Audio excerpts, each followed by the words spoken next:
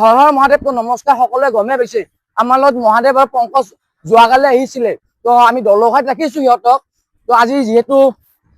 1 লাখ গছৰ পুলি ৰোৱা লক্ষ্য লৈ আহিছে তো অকমান মই বজালিৰ পৰা সিহঁতক অকমান সাপোৰ্ট কৰিবলৈ চাওঁ তো বলকচোন আমি যাওঁ তালৈ দলঘাট মন্দিৰ যাম তাৰে পিছত সিহঁতক লগ কৰিম তো বলক আমি তালৈ যাওঁ তো দুজন ল'ৰাৰ প্ৰচেষ্টা চাওঁছো ভাই 1 লাখ গছৰ পুলি অসমত ৰোৱাটো ইমান ইজি নেকি আচৰিত কথা আৰু তাহোন যিটো ষ্টেপ লৈছে সঁচাকে মানে গৌৰৱৰ কথা আৰু এইটো যিহেতু পংকজ ভাইহন তো গছৰ পুলি ৰোৱাৰ কাৰণে চব আৰু মহাদেৱ ভাই একেলগে আছে তো আমি বজালিৰ পৰা যিমানে পাৰো মই আপোনাৰ ইহঁতক সহায় কৰিম তো আপোনালোকে যি ঠাইত আছে অকমান সহায় কৰিব তেতিয়াহ'লে বহুত ৰ'দত বহুত কষ্টত ইহঁতে ৰুব কাৰণ আমি প্ৰকৃতিৰ বন্ধু গতিকে আমি প্ৰকৃতিক জীয়াই ৰখা আমাৰ দায়িত্ব ক'ব গোটেই অসম গৈ আছো তো সকলোকে লগ পাম সকলোৱে ছাপোৰ্ট কৰিবা গোটেই অসম আমি নাহৰ কৰি দিব লাগিব আৰু এই নাহৰৰ নাম হ'ব জেজি নাহৰ চাওক ইমান কষ্ট কৰি ইহঁতে গছৰ পুলি ৰুবলৈ আহিছে আপোনালোকৰ অঞ্চলত গ'লে অকমান ছাপোৰ্ট কৰিব অকমান সহায় কৰি দিব এই দুজন ল'ৰাক বহুত কষ্ট হ'ব তো ইমান সহজ কথা নহয় কি কোৱা জয় জুবিন দা জয় জুবিন দা সহায় কৰিব হা আজিৰ দিনটো আমি ময়ো থাকিম ইহঁতৰ লগত কিমান কষ্ট হয় আপোনালোকক দেখুৱাই আছো তো চাওকচোন নাহৰ আছে এইটো হিমাংশু দা আৰু ইয়াৰ মন্দিৰৰ দাদা এজনে আমি খুৰাৰ হাতে দিয়ে উদ্বোধন কৰি দিলো আমাৰ গজালিত প্লাষ্টিকটো তো ফাইনেলি আমি ৰোৱা হৈ গেল তো এইটো ৰুই আছে চব দাদাসকলে খুৰাসকলে চব খিনি ধুনীয়া কৰি এই জেতুকাৰ পলিও আছিল ইয়াত এই ইয়াত বজালিত প্ৰথমটো আমি নাহৰ পুলি ৰুই দিলো দলঘাই মন্দিৰত তো আগলৈ যাওঁ আৰু এটা ৰুম ইয়াত গোটাই নাহৰ কৰি দিম আমি গোটাই অসম জেজি নাহৰ বা নাহৰ গছৰ নাম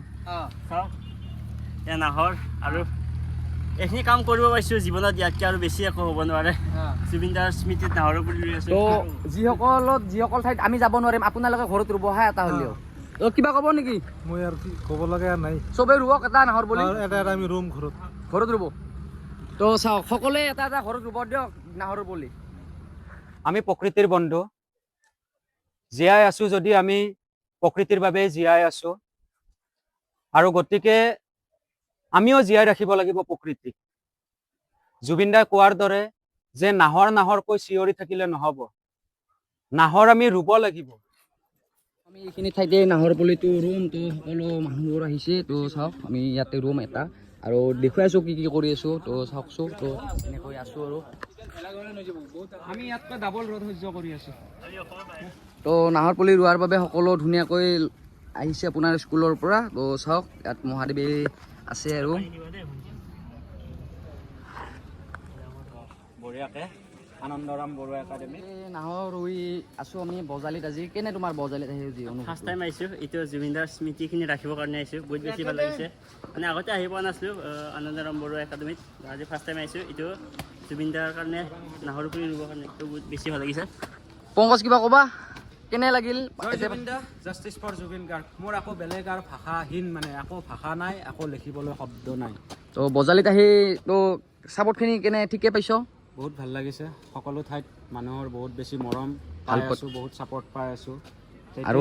সকলোৱে ছাপৰ্ট কৰিব নিজৰ ঠাইত গ'লে দিয়ক কি কোৱা সেইটোৱে ছাপৰ্ট কৰিব লাগিব ছাপৰ্ট অনুযায়ী আমি মানে ছাপৰ্ট নোহোৱাকৈ আমি এই কামটো মানে কৰা নতুন কলেজত আহিছোঁ তো আমি ইয়াতো ৰুম তো পংকজ আগে আছে তো পাছত মই আছোঁ তো নতুন কলেজতো আমি নাহৰ ৰুবলৈ আহিছোঁ আহা ভাইটি নাহৰ ৰুম আহা গোটেই মান আহা জীয়াই আছো যদি আমি প্ৰকৃতিৰ বাবে জীয়াই আছো গতিকে আমিও জীয়াই ৰাখিব লাগিব প্ৰকৃতি আৰু জুবিন দাই কোৱাৰ দৰে যে নাহৰকৈ চিঞৰি থাকিলে নহ'ব নাহৰ আমি ৰুব লাগিব য'ত নাহৰ থাকিব ত'ত জুবিন দা মাটি পুৰব না মাটি পুৰব না নহ'লে বহুত যে তাৰে ওপৰত দি দি বেছি হ'ব এতিয়াও তলত কৈছি অলপ দিওঁ তলত মাটি অলপ তলটো সেইটো চাইডে হ'লে মাটি দিয়ক ঢিলা হৈছিলে তলটো এইটো পাঠশালা চিনিয়ৰ ছেকেণ্ডাৰী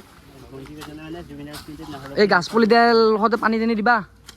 আৰু ধুনীয়াকৈ চবখিনি চাও চিতা কৰবা গৰু ছাগলক খাবা নেদবা কিন্তু এই গোটেইটা চলিক দায়িত্ব থাকিল ফাইনেলি পংকজ ভাই এতিয়া কিমানটা লগেল 45টা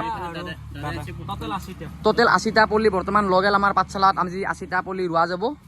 তো ৰুই লোৱে বাৰু আমি তো এইখিনি আৰু ল'লোঁ এতিয়া আৰু আমি বেলেগ স্কুলত যাম কলেজত যাম তো সেইটোৱে আৰু চাই থাককচোন যাই আছোঁ আমি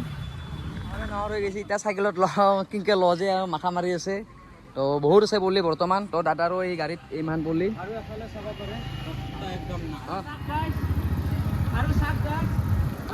তেওঁ কৈছিল বোলে কেনেকৈ চলাবা এখন চাইকেল ইমান লোড লৈ কিন্তু চাওক চলাই আছোঁ এতিয়া এয়া হ'ল জুবিন দাৰ শক্তি আমাক শক্তি দিছে বাবে আমি চলাব পাৰিছোঁ এফালে মহাদেৱ আছে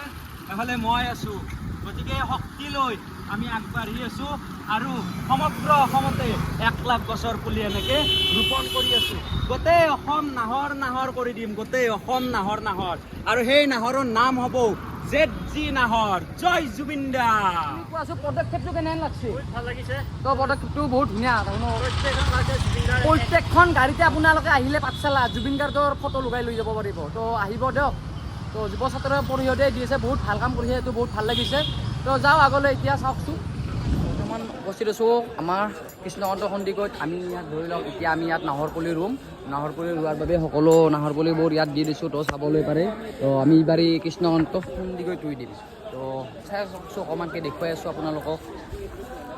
আমি ইয়াতে জুবিন দাৰ স্মৃতি আমি জীয়াই ৰাখিম 1 পইণ্ট নহয় কি আছে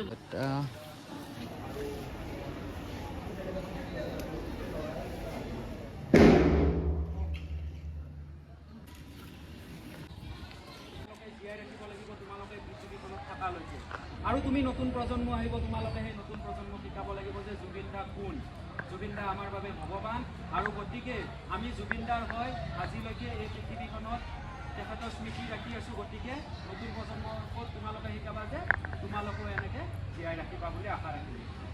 আৰু শেষত এতিয়া আমি জুবিন দাৰ শ্ৰদ্ধাঞ্জলি অনুষ্ঠান কৰি আজি আমাৰ এই বজালী হাইস্কুলত প্ৰায় 10-15টা আমি নাহৰ গছৰ পুলি আমি ৰোপণ কৰিম আৰু আমি সকলোৱে মায়াবিনী গানটো একেলগে গাম আচলতে এয়া হাই ছেকেণ্ডেৰী পৰিৱেশ হাই ছেকেণ্ডেৰীতো ৰৈ আছে ল'ৰাসকলে ইবাগি আছে সকলোৱে নাহৰপুলি ৰোৱাত ব্যস্ত হৈ গৈছে কেইটা আছে আৰু